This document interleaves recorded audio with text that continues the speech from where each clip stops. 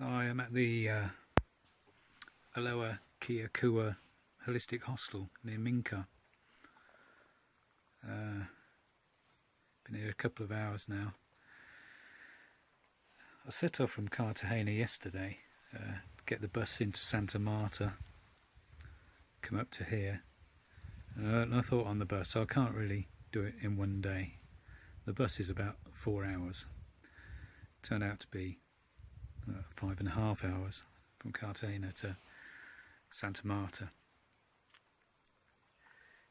And I didn't set off till lunchtime, so it was already getting dark when I got to Santa Marta. So I thought I didn't really want to motorcycle in the dark up the mountains. I didn't think it'd be bad at all, you know. I just wanted to see the scenery as I was coming up. I'll just show you what the view's like out of the dorm here. That's looking out to Ciénaga, just south of Santa Marta. This is a 4-bed dorm. I've got one of those, probably the top left.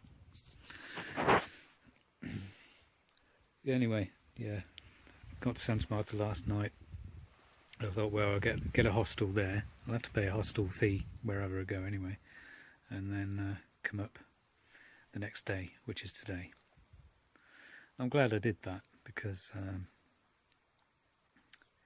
it was a nice hostel where I stayed in Santa Marta, the Positano, and I was about ready for a rest then. Anyway, it was about 8 o'clock when I got there. By the time I'd eaten and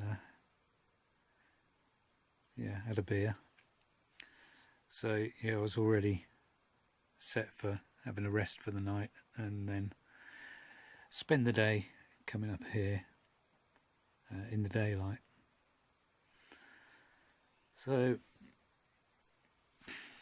checkout was at 11, so I didn't bother moving until about 10:30. I was using the Wi-Fi at the Positano, and it already gets quite warm in Colombia after about 9 o'clock, so it's a bit of a sweaty walk to get the bike. Pick the bike up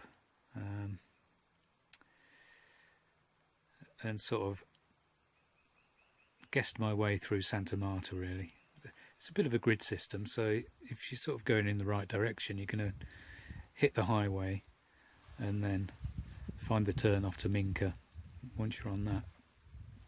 So that's basically what happened. I stopped a couple of times to check the route, and it was a nice twisty road between Santa Marta and Minka. Well paved. Some of it reminded me of Devon, you know, like between Linton and Lynmouth, around there. A bit more tropical, but same kind of roads, you know, steep and twisty. And it was good fun on the bike.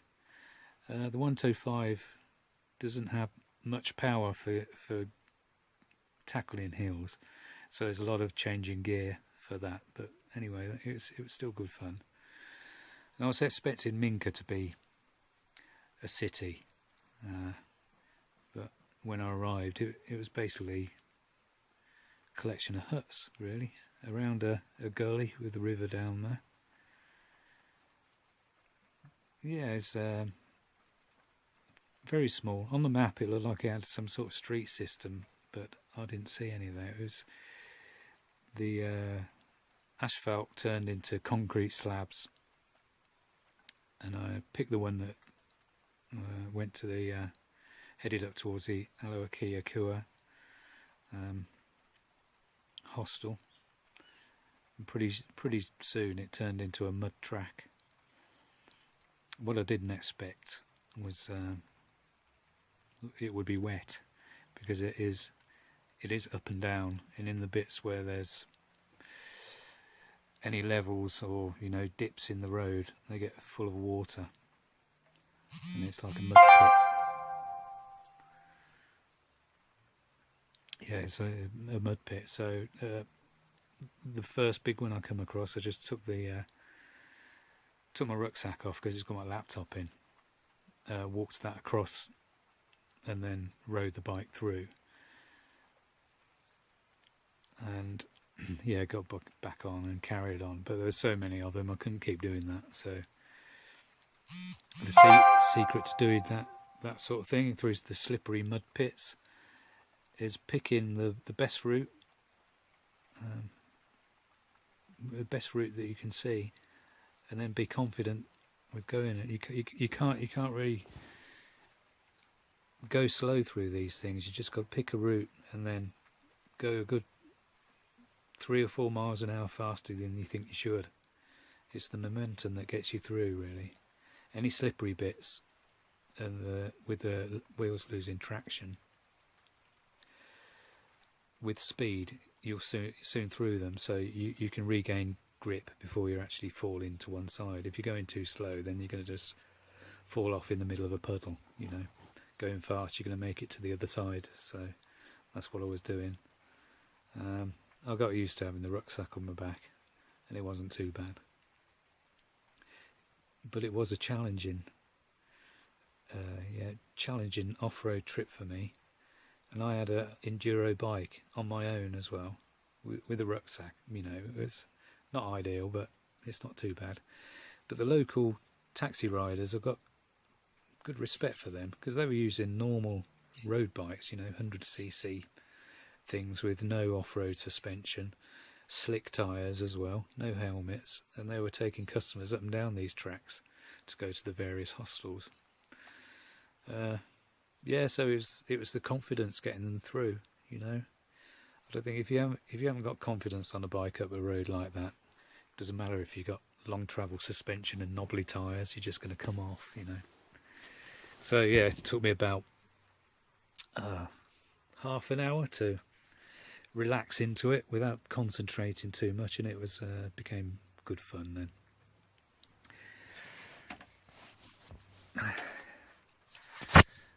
Yeah.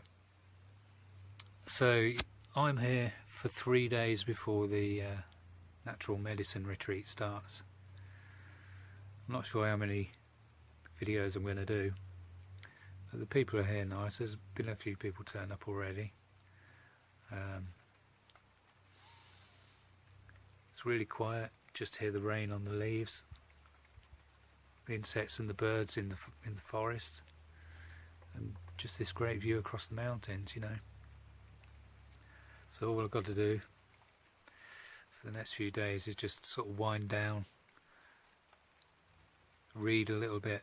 I've got fewer distractions than even on the Atlantic crossing, you know. The Atlantic crossing, there's the boat needs attention quite often, you know, and when it doesn't need attention, we're still focused on it anyway, because that's sustaining us through the journey and for life itself, you know.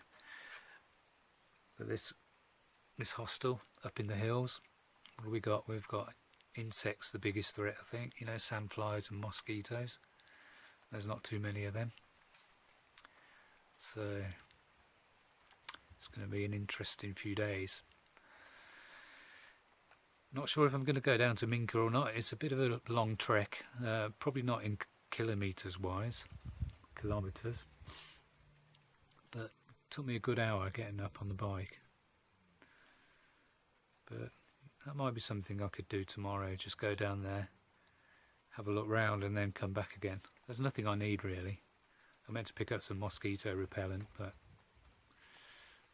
yeah, could do without that.